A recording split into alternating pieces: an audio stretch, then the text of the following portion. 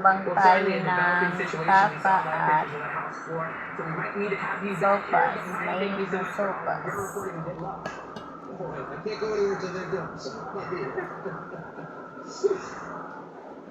Let's now head to Covington, Kentucky, where President Biden was in town and Ay, mga ka-friendship.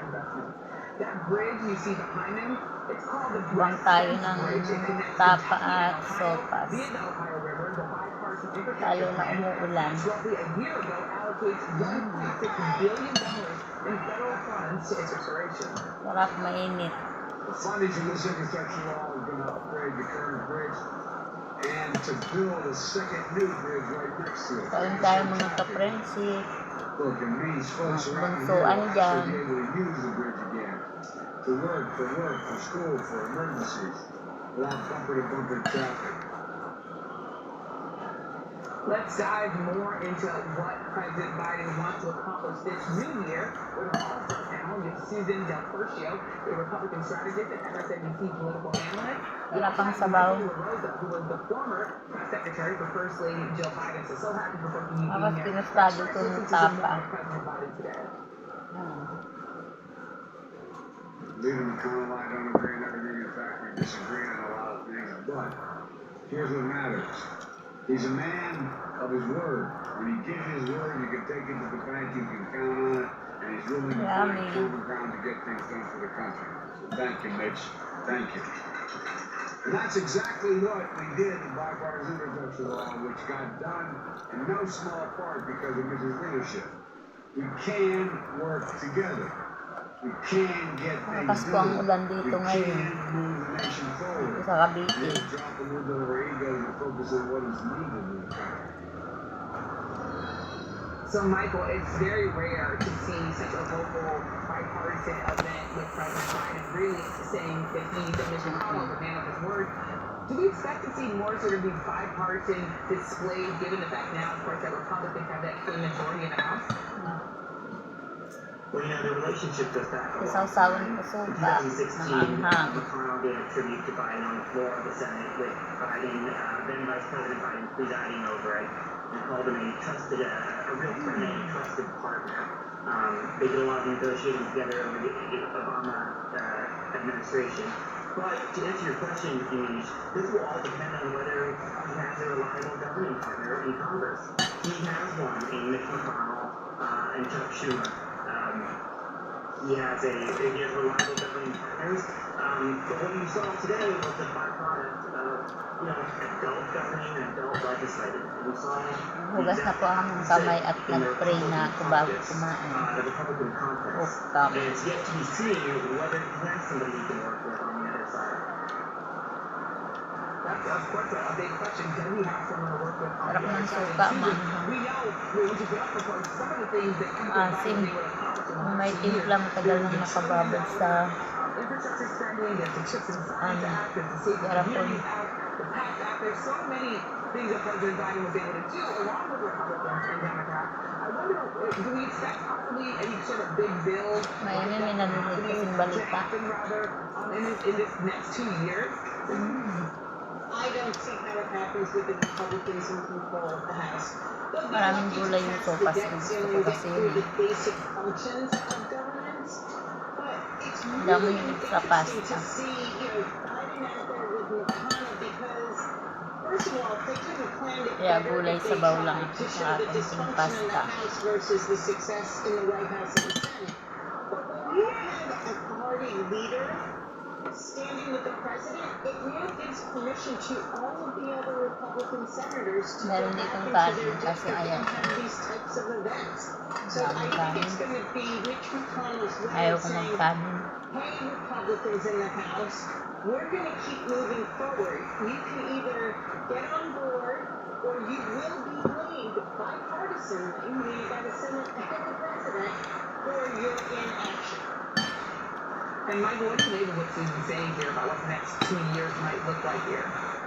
She's exactly right. If I'm the White House right now, if I'm the Office of Legislative Affairs, and I'm Steve Burchett in the West Wing, I am looking back at August of 2011 when a similar group of Republicans, like who hijacked the Republican Harap conference ng sabaw today and ng yesterday, kabunsuan. they did something Friendship. incredible, and they took the economy hostage and downgraded the credit of the United Init. States for the first time in its Lakas kasi history. ng ulan. Malamig dito. They are Sobra. willing to do this kind of damage to their own party because they imagine what they are going to be able to do with the nation's economy and how much damage they can cause to it. So the White House seems to be working on a game plan for A, funding the government, and B, lifting the debt ceiling.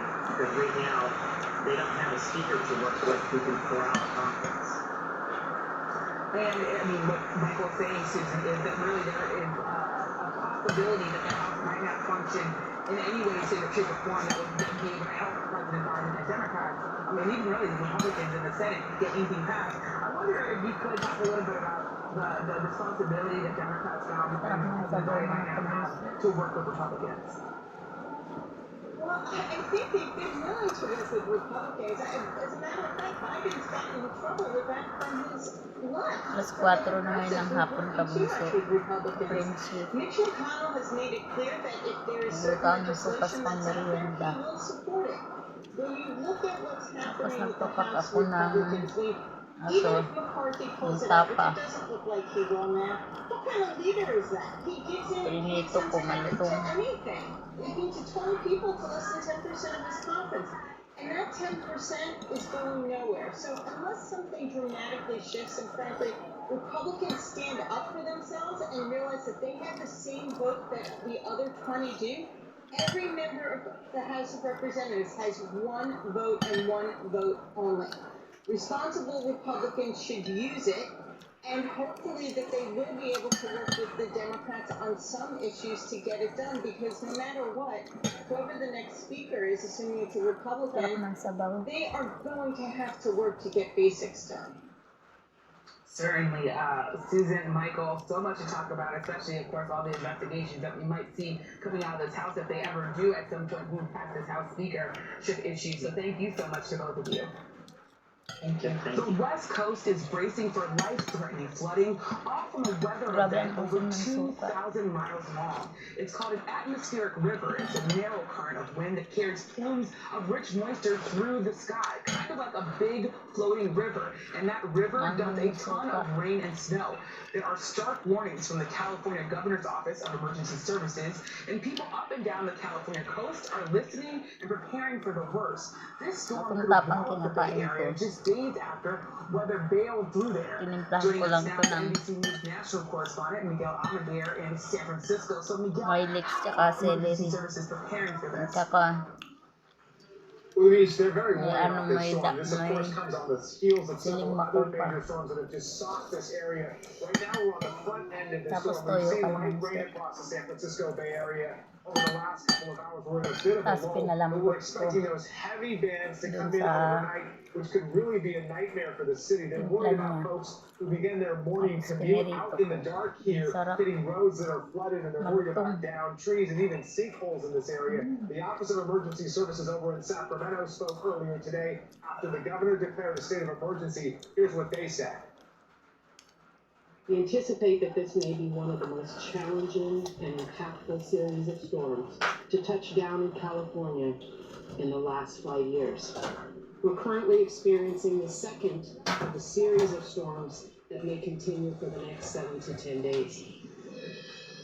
Now, California is just in the middle of extremes. We know we've been in extreme drought here in California for many years, so many people would assume all this rain is a good thing, but it's simply too much water too quickly. Yanish?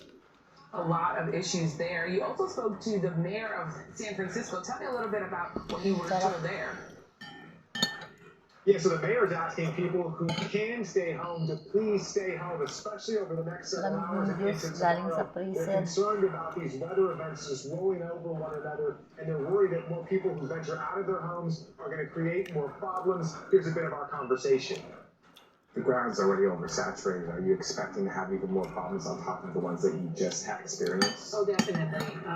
We saw major floods in areas that typically deal with those challenges, but we also saw it in places that had never dealt with those challenges before. So we are very concerned. Earlier today, we were actually at a sandbag giveaway that the city had. They ran out of sandbags and the lines were Sarap wrapped mga all around the kabunso. block. They're expecting more problems and more people to have Kain that demand tayo. for sandbags, but at this hour, it's getting too late. That weather system rolling in. Yamish? Well, a lot of concern and a lot of preparation. Thank you so much, NBC News' Miguel Almaguer. The atmospheric Paborito river and panoorin bomb si cyclone are far from finished si in Yamsi. California, or the western United States for that matter. Joining us now is Bangers NBC na News meteorologist Bill Karen. So Bill, good Korean. evening. Tell us, why is this storm going to keep going Grabe and be siya so wet for kumain. California?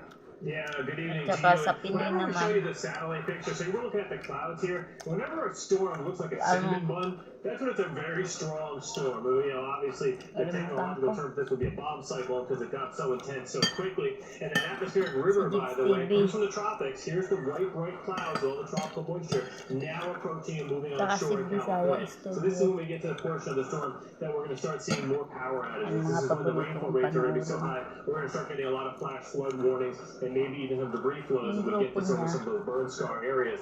So here's the radar. You can see, so we're up to go to San Francisco. Look at all the bright yellow, oranges, and reds. That's intense rainfall rates that are now beginning to head towards the shore and then eventually through Oakland, San Francisco, and then they'll move inland later tonight through Sacramento, and then into the mountains with high winds and a lot of heavy snow. So that's kind of the timeline of it. So one of the biggest concerns that makes this storm a little unusual is how strong the winds are going to be. We've seen big rain events. We just had them this past weekend, but the winds weren't this strong last weekend, and that's what's going to be different about this. Even 50 to 60 mile per hour gusts, not just at the coast, but even inland areas too. All the valley areas, San Francisco to Sacramento, even down the coastline here, you can see gusts in the 40 to 45 mile range, and that's enough to knock down some trees and on the power lines, because we could easily have hundreds of thousands of people without power come daybreak. Hopefully not millions, but at least the potential is there. And then in the mountainous areas, that's not a misfit. That's 101 mile per hour wind gust predicted. So that's at the highest of elevation. It just gives you an idea of the potential power of the storm. So flood watches were for 33 million people from Northern California all the way through Southern California. Los Angeles is included in this, in San Jose, Sacramento, and the San Francisco Bay Area. And we're worried about that heavy rainfall rates moving in on saturated soil. And because of that, that's what we're going to worry about. Those debris flows, we're going to potentially, run off and overflow the streams on the roads, washing them out, maybe some rock slides.